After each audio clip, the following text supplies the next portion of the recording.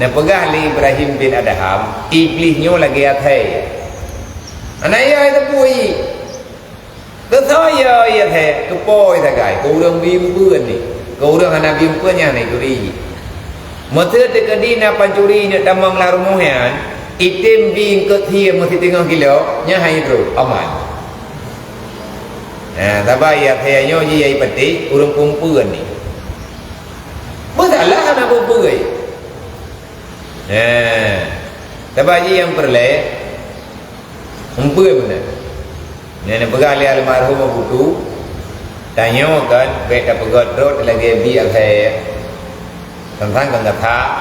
tapi nya yang cocok contoh makanya yang punya waktu itu buat tanya nekut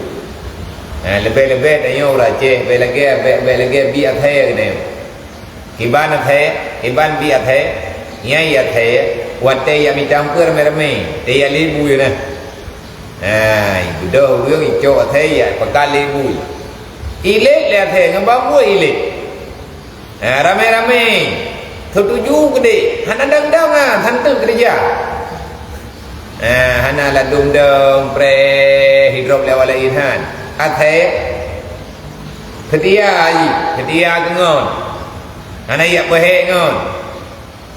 moyo ngon ni plung ilik puji plung di ube plung ilik tapi dana yoi kemati dengan ilik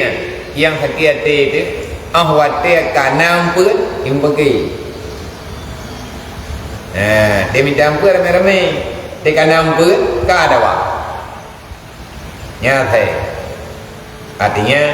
tiput lagi tiput atai ati uruh bantuan rame-rame tekin ati kana bantuan kasih dong nya yang diulahlah punya contoh kakaru mono kakaru mende kahan dewu lah kahan dewu juga hanggabi tayang mesti put lagi tiputnya anagot dunia akhirat anagot pun ni pegali Ibrahim bin Adham iblisnya ke athai athai anayo ikut lain ni yang nayo ya athai kepoi menanti iblis anayo ikut berangkat tahu yang nayo iblis ke Allah maka bila kamu ingin terlepas daripada syaitan